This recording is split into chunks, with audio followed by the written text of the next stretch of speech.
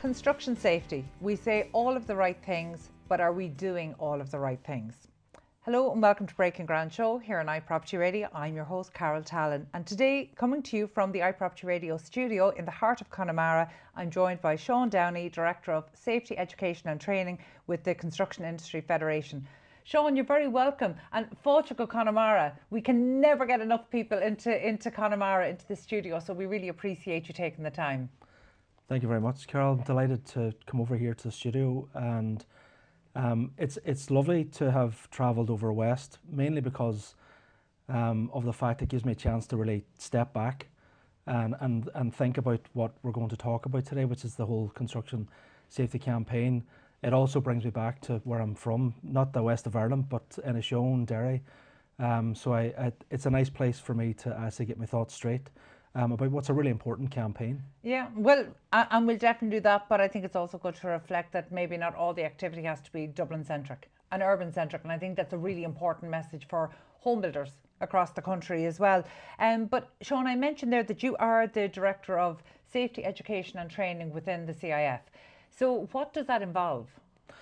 So I started this role in September, and I look after two big policy areas, which is our safety, health and welfare policy and the subcommittee that helps me lead that.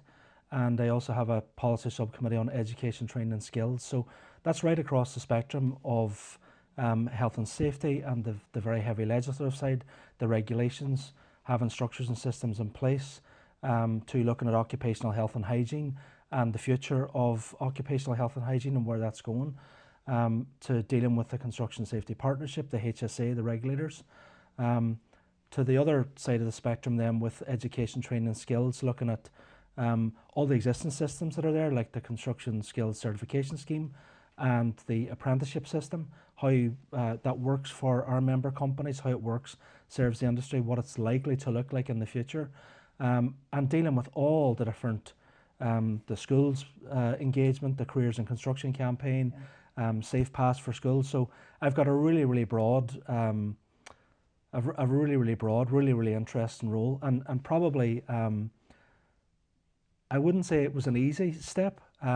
It's a new challenge which I love, and I'm at a point in my career that I really enjoy this pivot now into the space. The big advantage I have is that my predecessor Dermot Carey Dermot and I started in CIF 25 years ago, my first time. And Dermot and I started both around the same time. He stayed for the 25 years. So I'm really lucky that, number one, I've really solid foundations. I have a brilliant setup. Dermot has laid the foundations for a lot of really great relationships, good subcommittees that are set up, but also great relationships with other agencies, the stakeholders, the other partner organisations, but the regulators, the HSA, Solace, the different state agencies. I was blessed as well in that I spent 12 years representing the specialist contractors. So I got to almost shadow him in understanding the policy area. But for subcontract companies, health and safety and education, training and skills is really important because they're the biggest employers, the biggest direct employers. And so they were very impactful to the companies that I represented for 12 years. But I was able to almost sit in the back seat and watch Dermot drive these two big policies. So I feel like I've almost had an apprenticeship myself in the two areas, and now I've had the chance to step into the front. And people like Dermot and maybe as well like Jean Winters and IR, they're people that they run their portfolio with a passion. And you can see that their mindset is all about where are we trying to get to in the long term. Don't worry about the fact that there'll be twists and turns in the road, but where are we trying to get to? So I just love the fact that I've got brilliant professionals working with me in the organisation, and I had a chance to step into Dermot's place, and also having watched him for such a long period of time step on that space. Then the other thing, the third strand, I suppose, would be when I open the books, I've got two subcommittees with 30 of the best subject matter experts in health and safety and education, training and skills. So 30 people that are really dedicated to just that space. They're responsible for the health, safety, well-being of their people, or the education, training and skills of their existing workforce and bringing in a new generation.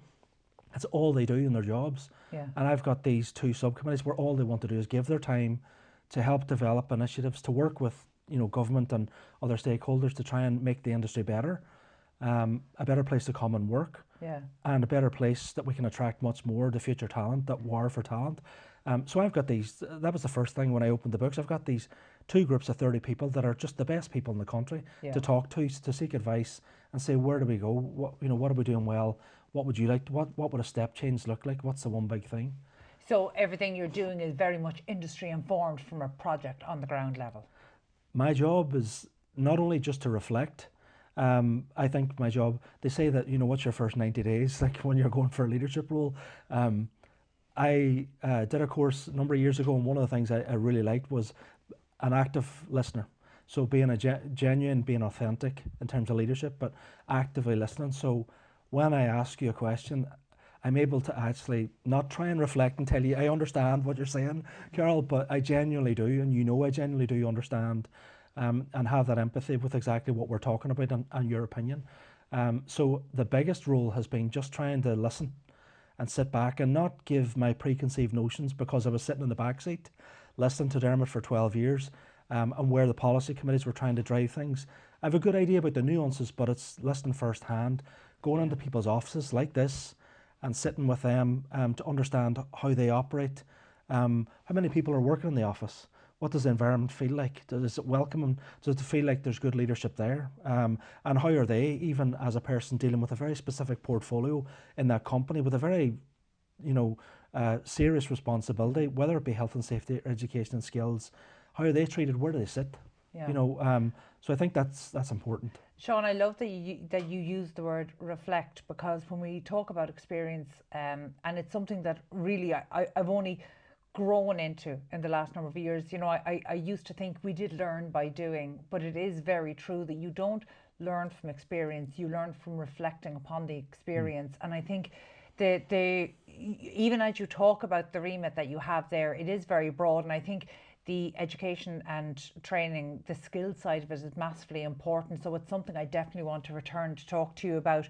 But today I want to focus on safety. And it's interesting, we've been broadcasting we're well into our 6th year, heading towards 7. And actually, Dermot was one of our early guests back in the days when we were in the studio in the Dublin South FM studio. So he would come in every year for Construction Safety Week and Month and talk to us about the campaign. So actually he was one of our first CIF guests that would come in, and he would come in on an annual basis thereafter. So I'm so delighted that you're stepping into his shoes now, and we get to do the same. So focusing on safety, I mentioned to you before we started broadcasting that I've actually just gone in and done my Safe Pass refresher, and in fact everybody on the Place Engage and Property District teams has to have Safe Pass approval. It's something that we insist upon, but it is a timely reminder, and it's something that feels important to keep up to date. But I'm always curious, where does Ireland sit in terms of European and global standards? Is the Irish construction industry on a ground level, is it safe? Well, I think you referenced the Safe Pass number 1, Carol. What's really interesting is it's the envy of Europe. I have a proposal now from one of those leading experts that's gone out to work on his own, and we were talking.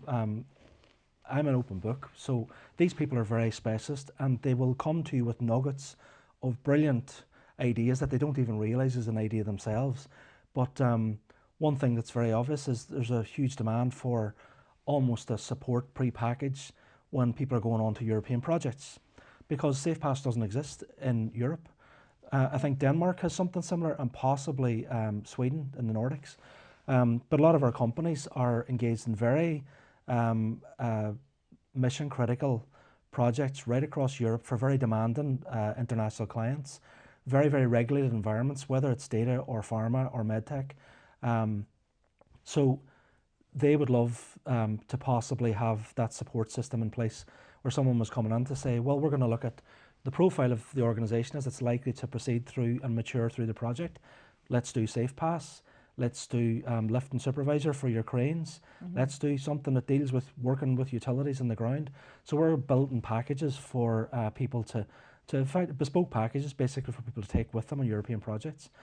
So I think what's interesting about that is whether it's our site supervisor program, our managing safely program, or the statutory one, the Safe Pass program, Ireland is punching above its weight in terms of what its approach to work and how it does it responsibly. I mean, that's why it's not just about productivity, but it's about how people do it. And I think what I've seen from an international client's perspective is when people have serious conversations, they know that the Irish want to get it done, but they also want to do it right. And they want to do it in a way that the client's going to say, you're the first person I want to talk to. You're on the list. There'll be competitive elements that we'll be talking about after that, but you're the first person I want to talk to for the next factory, the next data centre, the next field that we're opening up. So that's a testament in itself, I think. How much is safety evolving? So, for example, if you and I were sitting here having this conversation 15 years ago, have the rules, have the guidelines changed along with how our building and building typologies and our technologies supporting that? How have our safety standards evolved along with our building practices? It's a really good question, because I know that I had previously looked at the productivity side and lean and efficiency, and we brought that from the factory floor. And what I was taught about 10 years ago was that Intel was possibly one of the areas where they almost brought a culture to Ireland. And it was big factories, big clients like that basically said, this is how we do it, this is how you will do it for us. And that just, by osmosis, that became the norm. That drove PPE, the high vis, the hats, the boots, glasses and gloves. You know, it gradually grew and grew and grew. But even the approach to doing safe method statements, the approach to how people actually bought into safety, and that point that you had made even before we started speaking about everyone owns safety. It's not just about a manager or a director giving you a document to say, sign that and I'm responsible for you being safe. We all own it. It has certainly been evolving, but what's really interesting is when I reference back to the 30 people, I went into about 10 people's offices over the last couple of months and sat down with them and just said, where are we? And what are the big things for you? And what do you see in the industry? And it's very interesting. Everyone's got a different personality and they're all working in different sectors. They all work in completely different organisations, whether it's a PLC house builder, a major civils contractor, someone that's doing small extensions, you know, a small contractor doing one-off housing. They're all in completely different environments with, let's be honest, the environment is driven by the client to a certain extent. But this is where what we're trying to do is not necessarily say there's one size fits all, but we certainly want to have a one approach fits all. Because when you go back to the statistics, we have a brilliant relationship with the HSA, the Construction Safety Partnership, now that is a number of years old.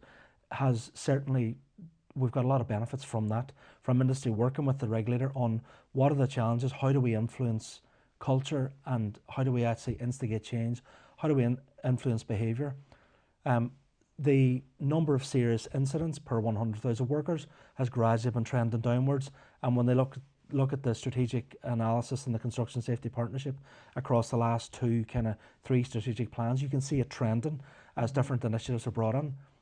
Our biggest challenge, and I know that this is a bit of a broken record, is that a lot of the fatalities, a lot of serious injuries happen in what you call almost the unregulated sector. It's a small house extension, or it's a few panels have blown off a roof, or there's a leak in an agricultural shed, and someone goes out up on a ladder, steps on something, asbestos sheet, and goes straight down through it. Falls from height are still our biggest challenge. And we were coasting along, and I use that term honestly, we were coasting along this year thinking everything's trending down. We had 5 fatalities last year, which was the lowest number in probably, I'd say, at least a decade. But it's still 5 people that didn't go home to their families. That shouldn't happen when you're going to work. This year, we go to the Construction Safety Partnership meeting, and I have to say I'm going on really positive, thinking this is great, because all stakeholders, great relationship with the regulator, and it was dropped on the table that we potentially 4 fatalities in the last 3 weeks.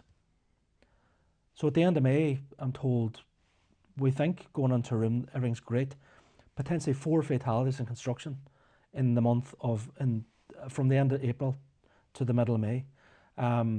One has definitely been confirmed since. That was a man in Galway here. fall from height, and there's potentially another 3. It's really to do with the classification. Does it apply as a construction fatality or not? But there's essentially, I would say, 4 that happened in the space of almost just less than a month. And just because you were talking about how the trend has been towards for this to be happening more on what you refer to as almost unregulated, are you aware at this point, or it might be too soon, but are you aware at this point, do these fatalities fall into that? Were they on smaller jobs? The first one is confirmed, definitely yes, and we don't get detail on the others until, I suppose, the preliminary investigations are complete. Because a really good example would be, let's say someone had taken a cardiac arrest but fell off a ladder. So what's the cause? Is it someone that has died because of a health issue at work, or have they died because of a workplace accident? So I understand the complexities around that, but we do definitely want to get into a place where we've a lot more contemporaneous access to information, and it's something that we can hit the headlines with almost immediately, that there's been a fatality on a road project because of this. Not necessarily trying to allocate blame, but we want to get alerts out so that we can immediately tell people that there's a problem with certain plant and equipment, that there's an issue with working on scaffolds at the moment because of frost or icy conditions, because of high winds, here in the west, that you'd be exposed to that a lot more. But we want to, and that's one of the initiatives that we've actually, it's probably been about 18 years in the making. It's been on and off, but the civil engineering contractors held on to it. And we have a program called OHS Stats, Occupational Health Statistics, where we have a number, we had 10 civil engineering contractors capturing all their data in terms of incidents, accidents, injuries, lost time work, and if they had any fatalities as well, putting it into a system and basically looking at it, where I could look as a civil engineering contractor and say, I'm benchmarked against my peers. Now, that's brilliant because it actually lets you see in terms of people cutting their finger, or people perhaps tripping. It also lets you watch trends. When's it happening? Why is it happening? Is it happening with lone workers? Is it happening when people are driving plant and equipment, or driving even to and from work? So what are the characteristics of the incident? That's been something that, thank God, Dermot kept on life support, and the system's still there. We've gone out now and we've actually doubled the number. We're up at about 20 companies, but we're trying to get a really strong sample of civil, housing, general contractor and specialist, so we can start to build trends across the different subsectors. And is that voluntary submission of information? It's voluntary, completely voluntary, but the main thing is, if Carol Tallon was putting, if iProperty, if Property District were putting their data in, no one else can see it. But what you get is you're able to see where you appear on the mean, against your peers. So you can actually see, and it doesn't always mean that because you're high in a certain area versus the average, that you're worse, because what it might mean is you're capturing a lot more than maybe your peers, and maybe your systems are working a lot more effectively. So that's just one of the initiatives that I'm glad to say. Why would more companies not feed into that? Would it be kind of a resource issue on the ground, or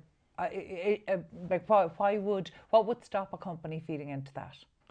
My first answer to that question is I'm listening, and I'm trying to read that. I'm trying, because I've thought of a few things, and I've heard a few things. I think number one, the overarching, the biggest problem in our sector definitely is this striving for zero. I mean, we want to go for zero harm, but if you're demanding that, if you're on a project at the moment, Carol, and I'm only going to consider allowing you to tender for the next one, if this is the ratio of incidents you've got on this project, that gets you a license that, pre-qualifies you for the next job. That's driving you into a culture of, did I cut my finger or not? It's grand. It makes you think, are we driving people towards that culture of non-reporting? And I think it's very, very dangerous. And it goes back to a lot of the things that we can probably talk about in terms of leadership, culture, initiatives. If at the end of the day, people feel that working on a really sophisticated, high-intensity project, there's almost an understanding that, that's not really something that happened. Because what I've heard back from some really, really insightful CEOs is that they see trends. They see if they have a lot of very small incidents, that it generally will mean that there's likely to be a more serious incident. And if they have more serious incidents, it's generally likely to lead to a fatality. That's something that they've actually seen as a trend. Now, other people will dispute that. But not reporting doesn't mean not having the small incidents. Exactly. So there shouldn't be a correlation between those. There shouldn't be. But is construction inherently, are there inherent dangers in the type of work, essentially what is being created, what is being delivered? Is there an inherent risk that is just always going to have to be mitigated but can never be mitigated 100%? Yes, because what we do is we create an environment that has inherent risks in it.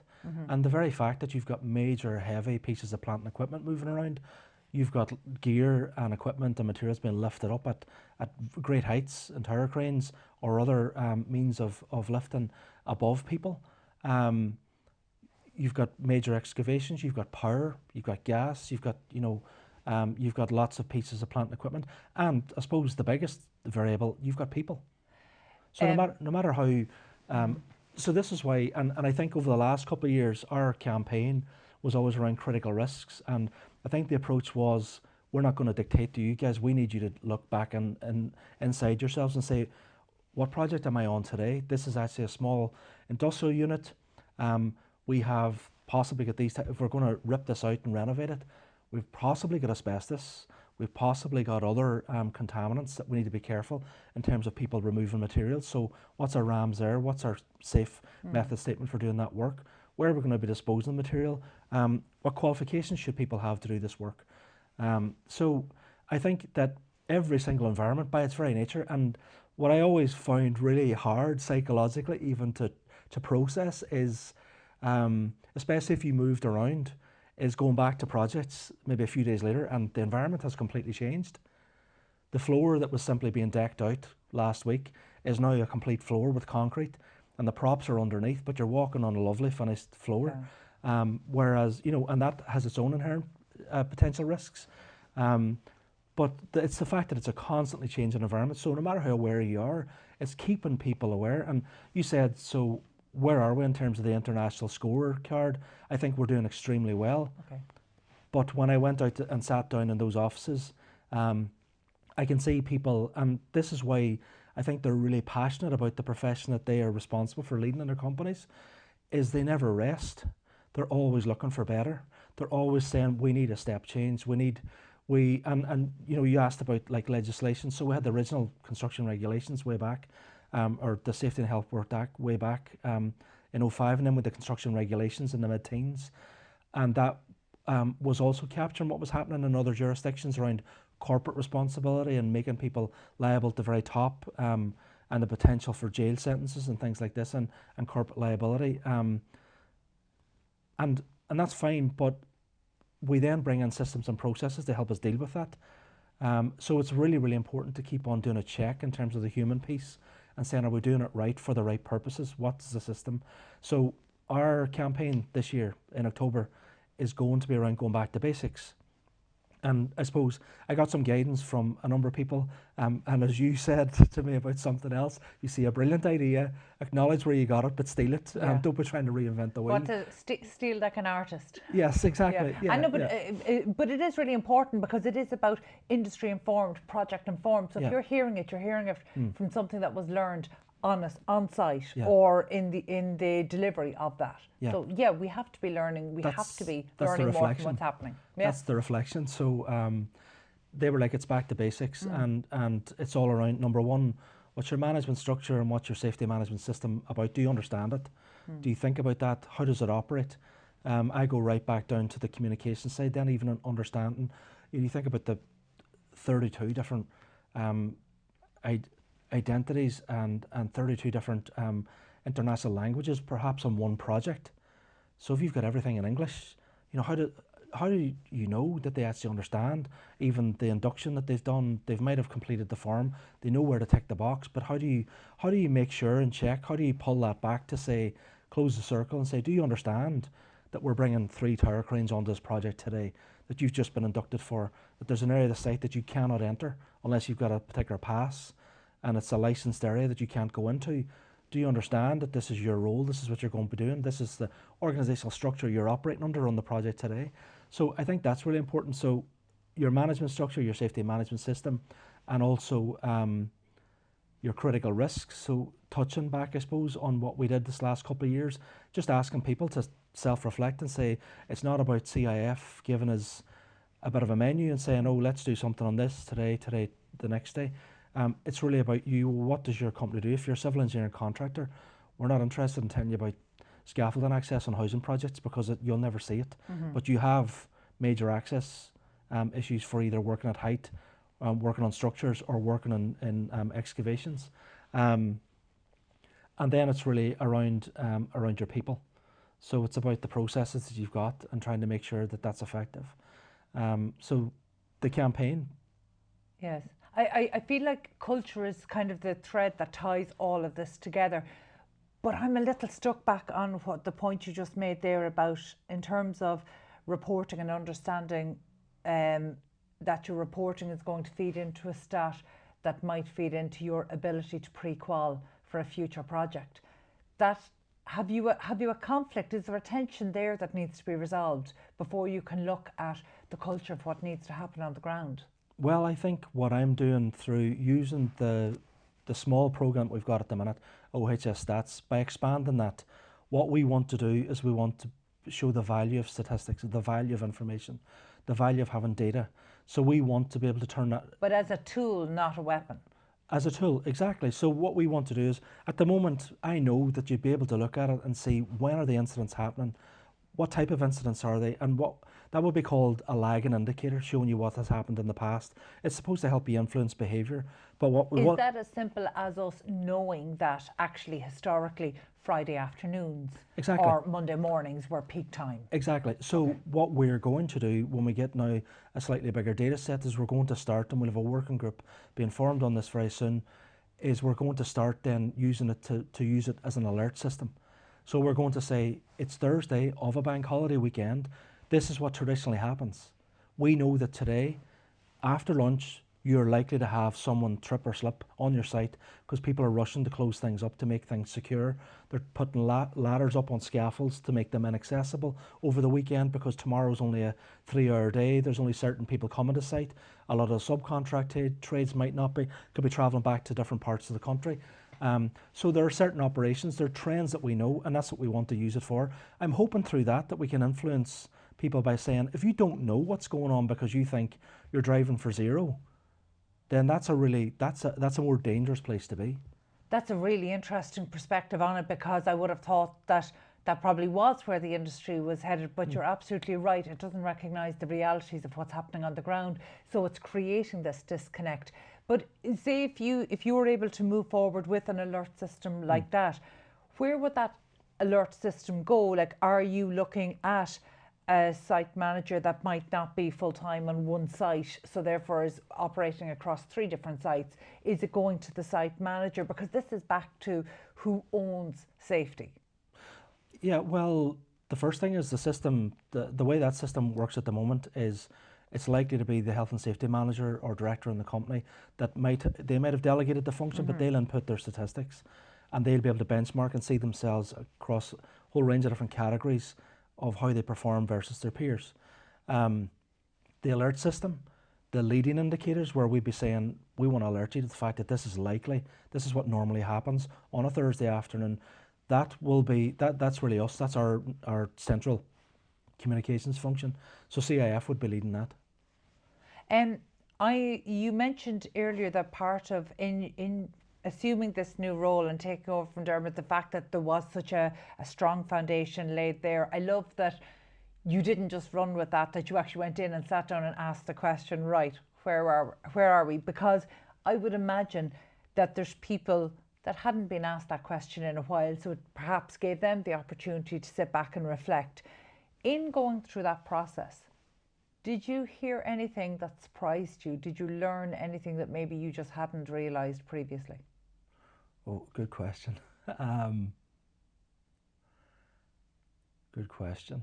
Well, I'm just conscious that people might not have been asked that question, so being given the space, this is where we see the start of new trends. Was there anything coming in maybe that hadn't been known before? No, I wouldn't say hadn't been known, but I think what it definitely what I definitely got was great. It's a point in the cycle when we're going for a refresh and a reset. So I think that's really what I picked up more. It wasn't, and really, look, when I was bidding to get the job last year, I kind of went in and said that we're in a brilliant space, but I know that it just needs someone to go in and say, someone's been trying to pull this rock up a hill for the last decade. Now I can go in and just say, like, let's do something slightly different to get it there. You know, Yeah. just take a fresh approach. And I think, like, as I said, 30 of the best subject matter experts in the country. So it's a matter of saying to them, right, what's the focus? What do you think will just turn the dial a little if we actually just readjusted our focus? Or and it comes down to what you had kind of said to me as well, as you know, how have we performed? It's two big pieces of legislation that kind of tried to frame what the legislative and regulatory side is all around, but we respond to that, then we have to fit within a box. And then now I think what we're doing is almost pressing reset to say, are we simply conforming, or are we actually delivering for the people that we want to go home every night after work? So that's where I think we are now, is just like looking at the culture, behavior-based safety, you know, all these different aspects, and saying, how can we do it better? And this is where I'm thinking, you know, I'm calling it out, Carol, as well. I'm saying, if we're driven by our clients, the culture and the setup on a site is almost driven by the what they say they expect. We need to reflect back as well if that's having a negative influence on how our operations proceed, because we're the ones, from a statutory perspective, we're the duty holders on site. You know, so we're responsible, so we've got to be honest. And that's where I think the CIF has the greatest job and the greatest role, to act as the voice and help them channel it. So it's not me saying to a medical devices company out here in West Connemara, I don't like the way you asked me to set up a site, because it can be a very personal thing, and it can almost look like you're challenging someone's authority or their processes, whereas we can help them build that message across a campaign. Yeah. In terms of a messaging and campaign and making sure something lands, I had a really interesting observation, just having the experience of, in the last couple of weeks, sitting down and being one of almost 20 in a Safe Pass course. And, you know, for a couple of group discussions, you come together in smaller groups. And there were two brothers, plasterers, who worked together. And so I was asking them some questions in relation to the exercise we were doing, like, have you come across this on site? Have you ever had that? And they were quite relaxed maybe about some of the things. And one of the videos then we were shown was specific to plasterers. And I saw the demeanour change. And it was really interesting. So actually, when we talk about being on a site, I realised that everybody thinks everyone else is the problem. But actually, I saw, it was really interesting to have had a brief discussion with plasterers about one core function, and then watch a video clip that was a little, that was genuinely thought-provoking and would make you sit up and pay attention. But the fact that it was plasterers, they paid attention more. And that made me, and as a communicator, all I was thinking is, so actually we need to get the message that tailored. People need to understand that it's not somebody else's problem, or that somebody else isn't necessarily the problem. It's not somebody else rushing that's going to do it, that actually it could be you. So it was a really powerful reminder of, it's not just about the message. It has to be so tailored, so specific that people see themselves in it. And that's why I love that you have used the term a couple of times here today. You know, you talked about going back to basics, but it is simply about getting everybody in a position that they can go home to their family that night. And there's something very fundamental about bringing it down to that level, because we all go out to work in the mornings in whatever capacity, and it is all of our intention to return home safely, and it's what isn't intended throughout the day that happens. And that's trying to provide for that, I feel, is where we need to be much more compelling in our messaging, but also much more specific. And we can only do that if it's informed from the experiences of people on the ground. And I feel like that's maybe where this campaign is going. That's exactly it. I mean, it's making it relative. It's making it real. And as you said, the minute their demeanour changed, it's because they saw themselves. They were probably, the plasters in the video were probably standing on a trestle or something with a couple of scaffold planks, something fairly unstable. So, and that's where they would be embarrassed. They'd almost see that maybe we were doing that yesterday. And they could see, like, the greatest number of falls from height are probably happening from. But it's interesting that they had to see themselves in it, and that potentially is part of the problem, but actually knowing that is part of the solution as well. Sean, I'm conscious that as we started... But Carol, on that point, yeah, if for a full day's course, that was the one thing that made them pivot, that's what was most impactful. That's the best value of that awareness program. well, do you know what I have to say? I did mine in Ardmore with prestige training, and I found this one, I found it fantastic. It was very real. Okay. But also it called on everybody in the room, so there was no sitting there passively through the course. Very good. Each person in the room contributed at least 3, 4, 5 times, so it was very site-based, experience-based, what you've seen, what you've felt, what you've heard, what you haven't done, and actually it was genuinely one of the best I've seen, and it was thought-provoking, so it very much put me in the frame of mind for this interview today, and I'm conscious that as we started, you know, I talked about the broad remit that you have across safety education and training, but it occurs to me that actually these aren't unrelated issues. There's an element of training. What kind of skills do we need to be looking at through the lens of safety? It's all people.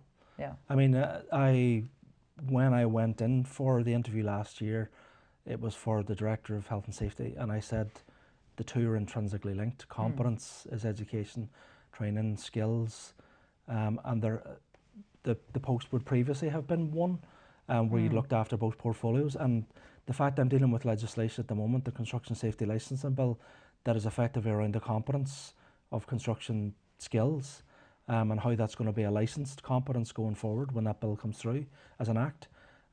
That's intrinsically linked to the health and safety. If you're not competent, how can you be safe? Where are the gaps today?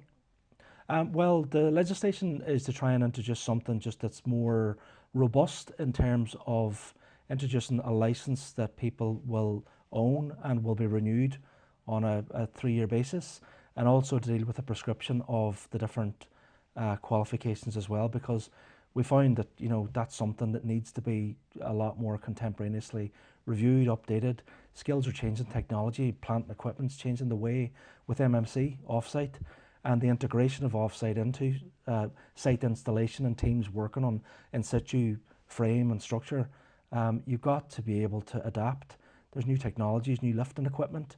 So you've got to be able to bring in the skills and the training programs to meet that requirement. You can't just hope that someone that's selling the equipment is going to give someone a 2-hour toolbox talk and all of a sudden they're all educated, because it's the young guy that maybe wasn't there that day that comes in the next morning that potentially has the fatal incident. So yeah, the campaign in October is all around that, and as you were talking, I was kind of thinking, my reflection was it's just about people. You know, we educate, we train, we look at CPD, keeping them going through a continuous cycle of moving them up the value chain, so people feel that they're constantly moving in their career, in their life, and giving more back and taking more home. But at the same time, all that competence is all around making them safe, so they know what they should be doing and what people around them in completely different trade working adjacent to them should be doing as well. And that's what I love. It's all about people. And I'm very aware that transcends safety, although the benefits are certainly there, but actually it moves into making this industry, even that element of mobility within the industry and upwards mobility within the industry, it's actually making it a more attractive industry. And I'm conscious that as we're sitting down recording this interview, my own godson actually just finished his Leaving Cert, and I know actually on the Safe Pass course there was a couple of kids who were in the process, there was a couple of young men who were in the process of finishing their Leaving Cert, and 2 of them were about to start apprenticeships, and actually the work ethic is there. They were finishing finishing exams on the Monday or Tuesday and starting their apprenticeship on the Thursday. No Leaving Cert holiday for them. So the future of the industry, I feel, is in passionate hands, that the work ethic is there, but there's still an element of I think there's an element of shared responsibility in promoting what a career in contemporary construction looks like, that it is an attractive career, and there is something for everybody with the professionalisation of the industry. You know, if you're a financial controller, there's a role for you in construction. If you're a UX designer, if you're a data analyst, there's a role in construction. So there is something that needs to be done there to make construction more attractive. And making it a safer industry feeds into that in a huge way. I'll be back to talk to you about that. We have. Is that the next thing on your agenda? Absolutely. No, it's in my bailiwick, so to Yeah. speak. So I just got the authorization now to be going after project lead in that space. Fantastic. So I'll be recruiting someone to lead a re-energise grassroots campaign. We've a lot of brilliant pieces of the puzzle. Yeah. It's just, again, we need to re-energise and try and pick up on where the state even has led with Building Heroes. The campaign's fantastic. Yeah. Because when I saw that, I was just so enthusiastic, because I said, the first time with young people talking to young people. You know, it's not like, because we've always kind of talked about what we think they need to know. And you're Sean, going, if it's not on TikTok, it doesn't count. I know, yeah, that's the channel, that's the route. Yeah. But even the fact that it's a young person, I mean, you talk about your nephew, my daughter that are leaving as well, finished last week, and I got her 3 different types of experience in her TY work experience, and one, she was she went into big consultancy and found it really interesting, enjoyed it a lot. They had a very structured program for the week, but it was then at the last minute I had to try and find her somewhere, because we had a few options. But she went into a pharmaceutical plant. A friend was responsible for health and safety in there. Yeah. And he just happened to have a number of young interns that were working, and she went in and she came home that night and said, there's a young girl who, Mila would have been maybe 17 at the time, there's a young girl who is 19, second year, who's doing chemical engineering, and she basically said, get the white suit on, we'll take you into the labs, and walked her through and showed her how everything worked. And she just, so now she wants to do engineering, and I had to really pull her back and say, no, please explain to me. I haven't overly influenced. Yeah. But it was just, and no matter what I'd maybe tried to tell her in terms of the opportunity, it's a passport for life. You can work anywhere in the world, and you can work for any sector, because you could be working in a big, amazing, complex pharmaceutical plant, or you might decide, I want to work on the airport. I want to work in housing. I want to work on a major road project in Western Australia. You've a license and a passport to go where you want. Yeah. And think of those environments that you could be in. So yeah. It is such an exciting career, and when people are exposed to it, I've found that we've brought in young people at early stages of their career where they were coming in maybe thinking it was more of a media or comms, and then they realise they're pushed in towards construction and infrastructure, and they love it. Yeah. They love it, but it's the first time they've been exposed to it. And actually, when people see the pure alchemy of the industry, that you're really contributing, and it's the multidisciplinary approach. So you get to work with people with such a cross sector of skills that are purely driven by passion. Yeah, and the one bit of advice in that area is, take whatever opportunity presents itself. I was born in construction. My father's a contractor, and I made the joke to Senator Fergal Quinn when he hosted us one time that my first day, I was 4 when I started. I escaped from primary school. I'd just been taken to the top of the street to primary school, and I escaped over the wall. And my father was building the garage beside the house, and I was with a satchel on my back, wheeling the wheelbarrow. Now, that's not the best impression. That would not get through health and safety. No, not nowadays, but that was a long time ago. So you've been drawn to construction forever. Yeah, but then the opportunities I've had, I would have worked, and I would have been down digging the foundations, working on summer jobs. I worked as an assistant commissioned engineer on major, the BA World Cargo Centre at Heathrow. Worked in the JLE, the Queen's line, and Jubilee line in London, in the tunnels. You referenced earlier on, I had that white finger from working on a scabbler for just day after day after day, breaking out concrete. So I've lived those experiences, but then opportunities presented themselves. I was only in college. I was offered a job as an estimator in California, and I'd left Dundee, and I was only about 2 months away from finishing my finals in Dundee, and I was just sitting, and we were pricing the LAX Tom Bradley International Terminal. I remember looking over the architect's shoulder, and the Hollywood sign was there, and I was thinking, sure, we're doing okay. That's a very surreal. That's a very surreal moment, isn't it? Yeah, it is, but it shows you take the opportunity that presents. Yeah, but that to me actually sums up a career in construction, that you have the opportunities not just to travel, but to be part of something great. And final question, Sean, have you ever been driving along and pointed out to your daughter a build that you were involved in? All the time. All the All time. the time. All that, the time. That Yeah. genuinely, again, that shows up the pride in pride in the industry that I would love to see restored, because I think post crash it's something that got dented, and it's something that we need to see again. We need to see it across urban planners. We need to see it across all professions feeding into the built environment, but it's something that we want to see more. So we actually want to see a whole new generation of people who will be able to point to projects. It is there, and I think it's just a matter of helping people tell those stories. Definitely. Yeah. Fantastic. Sean, your the construction safety campaign, I know that's just kicking off now, and while it will kind of come to the fore in October, I know there's a huge amount of work that goes in advance. How can members of the industry get involved? Yeah, so the campaign will run for 2 weeks. The biggest advantage to us is having the leverage of all our member companies engaging, and it's not, and it's really about, we kind of try to build a centralized core, the theme. So it's all about going back to basics. We have 5 different sub themes across Monday to Friday, and we repeat that for the second week to line up with European Safety Week. So 13th of October to the 24th of October. We already have the landing page on CIF.ie, the construction safety campaign. If you search up CIF Construction Safety Campaign, you'll find it there. You can already download the partner pack to grab the logo that you can then put on your own social media feeds. We will have nice handy guides. Across the 5 days, we're going for leadership and safety. We're going for critical risks.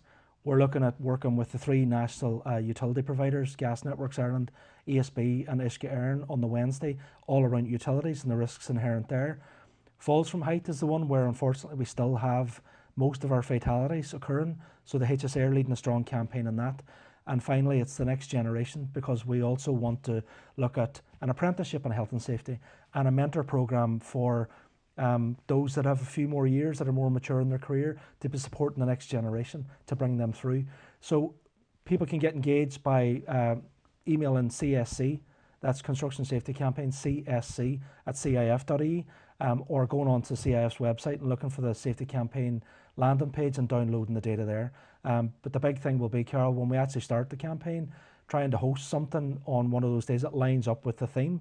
Fantastic. On their own sites, getting that up on social media and getting the message out amongst their own teams that this is really important. It's about everyone going home safely and not just a national campaign. It's really about the people. Fantastic. Sean, thank you so much for taking the time to go through that with us today, and most importantly for coming up to Connemara, so helping to spread the message nationally. Thank you so much, and best of luck to you and your team with the campaign. That was Sean Downey, Director of Safety, Education and Training within the Construction Industry Federation. My thanks as always to producer Carol Tallon. You can catch up on all of the Breaking Ground series here on iProperty Radio.